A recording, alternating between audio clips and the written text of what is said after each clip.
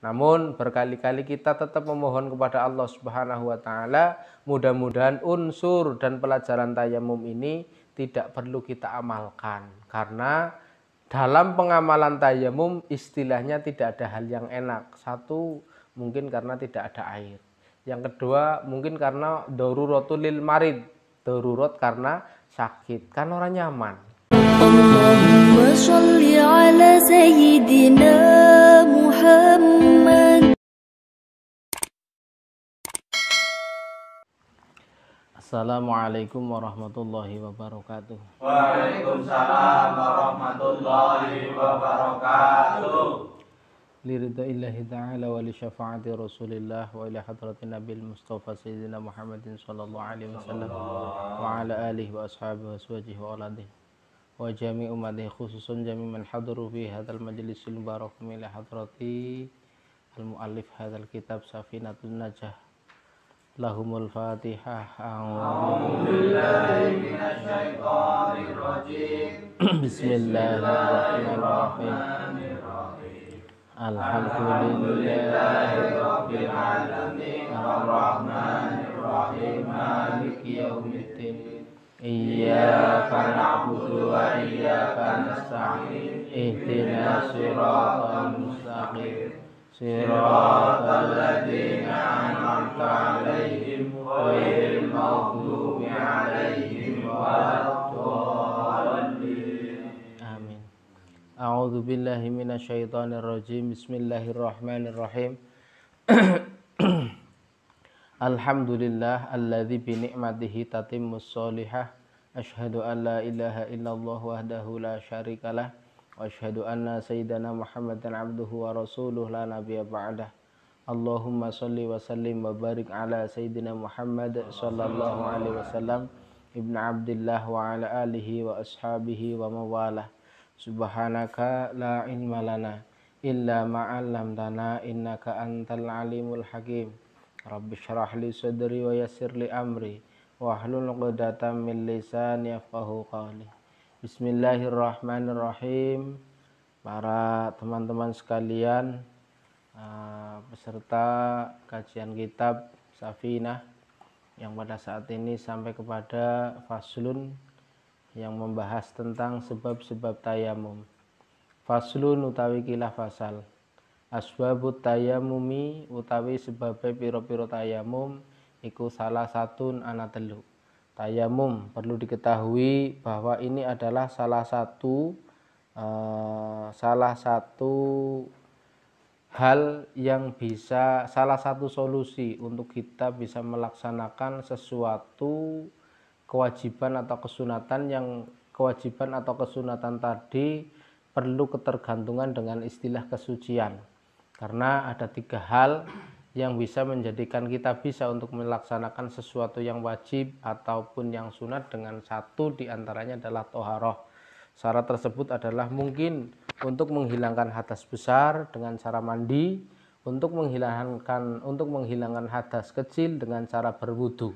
Ketika kedua hal tersebut, urusan mandi dan urusan wudu, tidak bisa terlaksana karena suatu hal, maka diperbolehkan untuk menggunakan alternatif yang ketiga, yaitu tayamum. Makanya di sini dibahas bagaimana kita bisa melaksanakan tayamum sebagai solusi untuk mensucikan diri sehingga kita bisa menjalankan mungkin sholat, mungkin tawaf, mungkin tadarus Al-Quran, atau kesunatan-kesunatan yang lain. Karena ini adalah solusi yang ketiga untuk mensucikan diri dalam hal toharoh, untuk mentoharohkan diri kita untuk bisa melaksanakan kewajiban atau ketentuan-ketentuan yang berkaitan dengan bahwa kita harus suci. Asbabut tayamumi utawi sebab tayamum iku salah satu ana telu. 3 hal yang menjadi sebab kita bisa boleh untuk bertayamum. Yang pertama adalah faqdul ma'i. Kita tidak punya air. Kita tidak punya persediaan air yang cukup, padahal di situ kita berkewajiban untuk bersuci, baik suci dari hadas besar ataupun suci dari hadas kecil. Ketika kemungkinan untuk menjalankan mandi besar atau menjalankan wudhu tidak memungkinkan karena saking langkanya air, saking tidak adanya air, maka kita diperbolehkan untuk bertayamum. Namun berkali-kali kita tetap memohon kepada Allah Subhanahu wa taala, mudah-mudahan unsur dan pelajaran tayamum ini tidak perlu kita amalkan. Karena dalam pengamalan tayamum istilahnya tidak ada hal yang enak. Satu, mungkin karena tidak ada air. Yang kedua, mungkin karena daruratul lil marid, darurat karena sakit, kan orang nyaman. Jadi alubung ya sing karo banyu bae, sesuci adus ya karo banyu, sesuci wudu karo banyu, tandane sehat, tandane banyune ya tersedia dengan cukup, mudah-mudahan Allahumma amin ya rabbal alamin. Jadi tayamum kita pelajari, kita ikuti, namun sebagai pemahaman, sebagai sesuatu yang menjadi ilmu bagi kita. Walaupun sisi lain ada hadis yang menyatakan bahwa ilmu itu tidak akan sempurna kecuali dengan pengamalan. Tapi dalam hal ini kita memohon kepada Allah tidak usah mengamalkan, karena yaitu terlalu sulit lah bagi kita. Kita lebih baik tetap menggunakan dengan air dengan sempurna. Syarat yang pertama agar kita bisa bertayamum adalah fakdul ma, tidak adanya air. Ketersediaan air yang terbatas sehingga kita perlu mempunyai kebijakan. Apakah air ini akan digunakan untuk bersuci, baik itu mandi atau wudhu, atau untuk persediaan air minum. Untuk persediaan kita sebagai bahan makanan kita, maka di situ perlu kebijakan. Sehingga ketika memang di situ sangat membutuhkan air, sedangkan persediaan air terbatas, diperbolehkan untuk bertayamum. Nah di sini dalam bertayamum kaitannya dengan toharoh, perlu diketahui bersama bahwa tayamum dalam wudu juga tayamum dalam mandi itu sama. Bukan berarti ketika kita tayamum wudu seperti praktek biasanya, membasuh wajah setelah niat, juga membasuh kedua tangan, sama juga dengan ketika kita bertayamum dalam hal mandi. Jangan sampai kita salah paham. Ketika kita bertayamum wudu, kita membasuh wajah setelah niat sekaligus membasuh kedua tangan. Ketika kita bertayamum mandi karena urusan janabat, karena urusan hadas besar, kita bertayamum dengan cara guling-guling, jungkel. Masalah apa? Ya karena ujare tayamume adus beda karo tayamume wudu. Lah niki nek mboten dipelajari kan kita dadi repot. Nah, sing urung kula duwe bojo kowe umpamane dilala uli wong gunung langka banyu. Esuk-esuk guling nang arep lawang takoni mertuane nang apa? Tayamum. Lah kan keton bodone. Tapi insyaallah nek tahu ngaji ya wis tetep tahu ngaji ning ora usah nganti tahu tayamum. Adus ya adus saja gitu. Yang kedua, yang menjadikan kita boleh untuk bertayamum adalah wal marodu, sakit. Terkadang ada seseorang sing memang teng mriku darurat, ketika kenang banyu jadi tambah sakit, jadi tambah parah dan lain sebagainya, mungkin karena luka atau mungkin karena memang sakit-sakit yang lain. Intinya nang kono memang ada unsur yang menjadikan sakitnya lebih parah, sakitnya lebih lama untuk sembuh, maka di situ diupayakan agar kita diperbolehkan untuk bertayamum. Itu yang kedua, sesuatu yang bisa menjadikan tayamum sebagai solusi sesuci yang ketiga setelah mandi dan wudhu, ini adalah tayamum. Terus yang ketiga, sebab yang menjadikan kita diperbolehkan untuk bertayamum adalah wal ihtiyaju, dan butuh ilaihi maring banyu ling'atsi hayawanin muhtaromin. Yang ketiga, ketika kita memang membutuhkan tayamum, bisa bertayamum dengan persediaan air yang sangat terbatas. Karena hajat apa? Karena hajat untuk memberikan kebutuhan minum bagi hayawan yang dimuliakan. Mohon maaf, dalam konteks kalimat hayawan ini termasuk diantaranya adalah manusia. Karena manusia dalam kitab Ihya Ulumuddin juga disampaikan bahwa an-nasu al-insanu hayawanun natiq. Jadi menungsa gue bagaikan kenyataannya memang adalah hewan yang bisa berkata, hewan yang bisa mengucapkan kalimat dengan nyata. Jadi awake dhewe ya kayak hewan pada bae.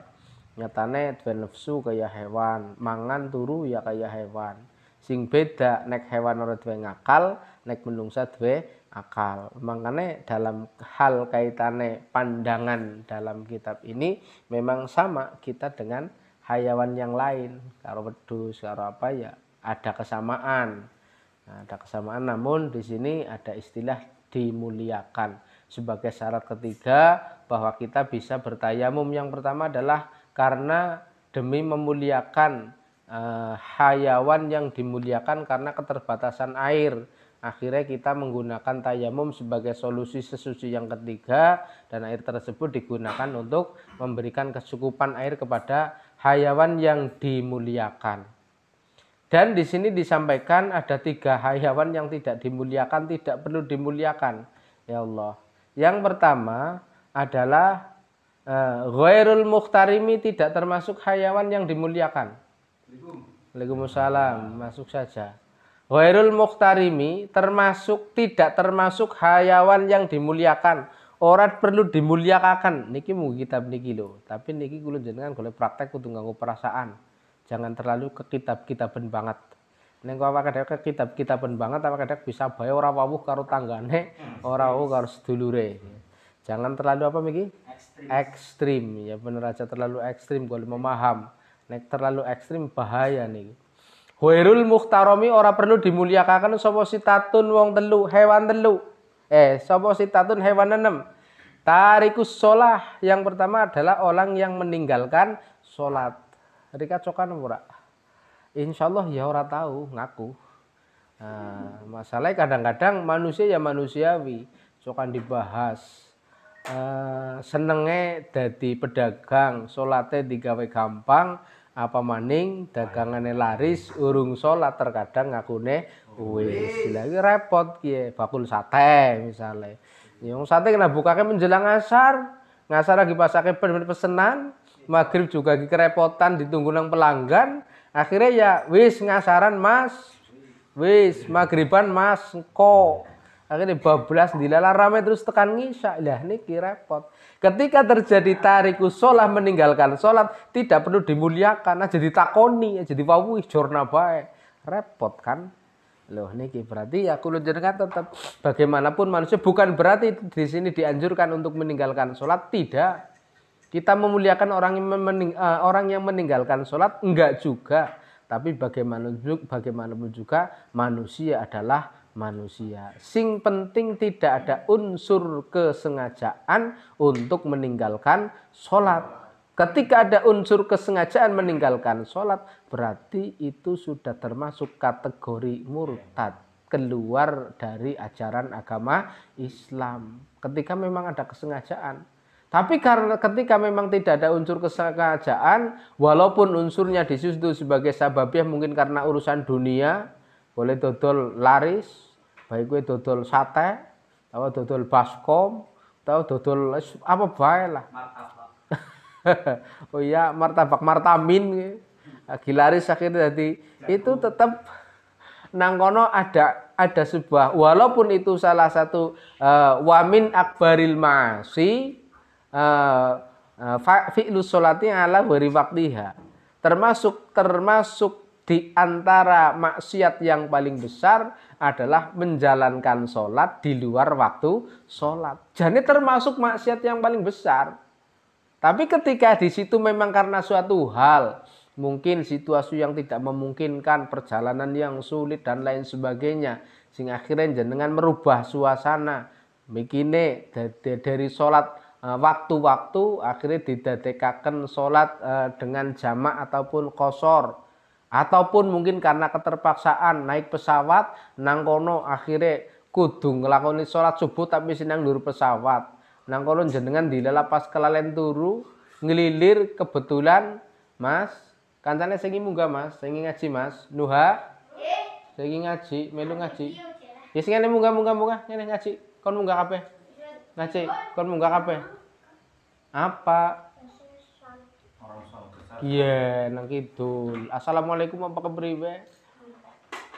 Ayo saiki munggah kon pada melu ngaji kabeh. Ketika memang di situ akhirnya kudu ora bisa menjalankan, akhirnya terjadilah sebuah qadha. Lah niki jane sudah di luar waktu dan termasuk dari akbaril ma'asi. Tapi kan tidak ada unsur kesengajaan untuk meninggalkan sholat. Tentu. Jadi esi perlu dimuliakan. Walaupun sing nganti ketemu wong sing jan bener-bener tarikus sholat. Bener-bener orang pengen sholat, kita pun perlu tetap memuliakan. Masalahnya dia juga manusia. Cara pandangan kita adalah sama-sama manusia yang punya dosa, cuma beda jalan dalam hal kaitannya membuat dosa. Jadi dosanya dewek-dewek, tapi yang apa-apa dewek di dosa. Jangan sampai kita menghina seseorang. Rupanya dheweke ora ibadah, apa maning sampai mengkafirkan, apa maning sampai memunafikkan, apa maning sampai memurtadkan. Kita tidak punya hak untuk itu, walaupun mungkin orang tersebut ada di dalam tanda-tanda itu. Mungkin tarikus sholah, mungkin ahli maksiat dan lain sebagainya. Nah, tapi kita tetap sebagai manusia harus memuliakan, walaupun nang kene ada penghentikan ghairul muhtarimi sitatun, tidak perlu kita muliakan 6 golongan. Yang pertama tarikus sholah, ini kudu nganggo hukum perasaan, aja nganggo hukum totalitas. Yang kedua wazanil muhson, wong sing lakoni zina dalam keadaan muhson, wong sing zina tapi nang kono masing-masing duwe bojo, niku berat niki. Maka lagi ngetren ya zaman siki. Duda karo bujang, perawan karo randa lewat. Sing lagi ngetren wong sing lagi duwe bojo. Lah gue sing repot nyong duwe bojo jere. Nah, terlalu banyak hal-hal yang seperti itu sehingga ya Allah, moga-moga ketika kula jenengan punya dosa yang berkaitan dengan itu, kula jenengan segera diberi jalan bertobat dening Allah Subhanahu wa taala. Allahumma amin ya rabbal alamin. Masalah apa? Waalaikumsalam. Masuk ayo mlebu gabung semuanya. Masuk gabung. Semuanya masuk. Diliane kanca-kancane. Akmal kon munggah kon ngaji. Iki ngomong kone bapak miki ditelepon, bapaknya ditelepon nang bapak Akmal kon ngaji munggah matur bae matur.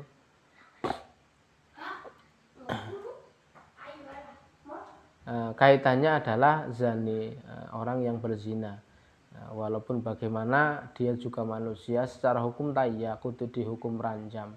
Tapi ya Allah, inilah kita harus membayangkan tentang diri kita bahwa kita bagaikan sebutir debu yang memang di situ dijalankan oleh angin kemanapun dia akan jatuh. Mungkin berbahagialah yang sebutir debu itu dijatuhkan di masjid, dijatuhkan di musola, tempat-tempat yang mulia. Tapi sungguh menderita. Debu yang dijatuhkan jatuh di tempat sampah, jatuh di jalanan, jatuh di tempat najis. Namun ketika sesuatu atau debu tersebut jatuh, namun tidak menyatu dengan hal itu, tidak menutup kemungkinan pada saatnya debu itu akan terbang kembali untuk sampai kepada tempat yang mulia. Jadi nek kaki pasake nanggon nista, jangan dihina. Terkadang mohon maaf, pas lagi nang tempat sampah dihina, diitek, diapa. Tapi pada saat tertentu bisa jadi justru menjadi tempat mulia. Akhirnya diduduk nguruk masjid, kan tadi manggone nang masjid nggo peranti sholat. Inilah ketentuan yang tidak kita ketahui, semuanya adalah kehendak Allah Subhanahu wa taala. Ketika kita sudah baik, jangan menghina yang belum baik. Ketika kita dalam kondisi yang tidak baik, belum baik, segeralah untuk selalu ingat Allah. Semoga kita selalu dibimbing atas izin Allah Subhanahu wa taala untuk tetap menjadi manusia yang baik. Allahumma amin. Dadi nek esi cokan maksiat ya aja cilik ngati, tetap berusaha bertobat walaupun ya tetap cokan maksiat. Ketika kula jenengan dalam kondisi wis apik alhamdulillah, tapi aja merasa paling baik sebab belum tentu. Terkadang istilah Allah lah yang maha kuasa lah untuk mengakhiri hidup kita. Sing paling menjadi harapan kita, apapun proses kehidupan kita, dosa, maksiat, kebaikan, apapun yang berjalan, semuanya adalah kehendak Allah. Kita semua hanya sekedar dijalankan. Maka berhusnudzonlah kepada Allah. berhusnudzonlah, berprasangka baiklah kepada sesama manusia, sehingga kita bisa menjalankan amal yang baik yang insya Allah bisa diterima di sisi Allah Subhanahu wa Ta'ala. Allahumma amin. Yang ketiga, orang yang tidak perlu dimuliakan adalah murtad, wong sing keluar dari agama Islam. Yang keempat adalah wal kafirul harbi, lan kafir sing harbi, kafir yang memusuhi Islam. Yang kelima adalah wal kalbul ngakur, anjing sing galak. Anjing sing galak lah niki, bahwa memang tidak perlu dimuliakan anjing, tapi bagaimanapun juga ternyata juga ada anjing sing dadi ahli surga. Siji anjing Ashabul Kahfi, loro anjingnya seseorang sing nang kono pernah ditolong oleh seseorang yang penolongnya adalah ahli wanita, ahli maksiat. Semuanya atas kehendak Allah, tidak ada yang tidak mungkin. Bisa jadi sing nang kono najis bisa jadi mulia, justru sing ketone mulia justru malah keadaane najis. Lah niki sing bahaya. Makanya tetaplah berhusnudzon. Yang terakhir, yang keenam, sebagai hewan yang tidak perlu dimuliakan adalah khinzir atau celeng, babi dan lain sebagainya. Niki sing perlu kula jenengan ngerteni, tapi mohon maaf dalam mengamal ini. Satu, sebagai sebab tayamum. Ada 3 hal. Pertama karena kurang banyu, yang kedua karena sakit, yang ketiga karena butuh banyu demi untuk memuliakan hewan yang perlu dimuliakan. Ini sebagai sebab tayamum. Namun di sini disampaikan juga beberapa golongan yang tidak perlu dimuliakan. Namun kita jangan menghina mereka. Kalau memang tidak bisa memuliakan, jangan menghina. Kalau memang tidak bisa menjalankan semuanya, jangan tinggalkan semuanya. Jadi ya semampunya lah, tetap diupayakan, tetap diusahakan. Kita tetap memuliakan. Siapa tahu dengan memuliakan, kita pun akan menjadi mulia di hadapan Allah Subhanahu wa Ta'ala. Allahumma amin ya rabbal alamin. Demikian kaitannya sebagai faslun asbabut tayammum. Semoga menjadikan manfaat dan kita bisa menyikapi dengan lebih bijak, dan kita akan mendapatkan sebuah perjalanan yang senantiasa dibimbing oleh Allah Subhanahu wa Ta'ala untuk mendapatkan keselamatan dunia dan akhirat. Allahumma amin ya rabbal alamin. Wallahul muwaffiq ila aqwamit thoriq, ihdinas siratal mustaqim. Akhiran subhanakallahumma wa bihamdika asyhadu an la ilaha illa anta astaghfiruka wa atubu ilaik. Assalamualaikum warahmatullahi wabarakatuh. Waalaikumsalam warahmatullahi wabarakatuh.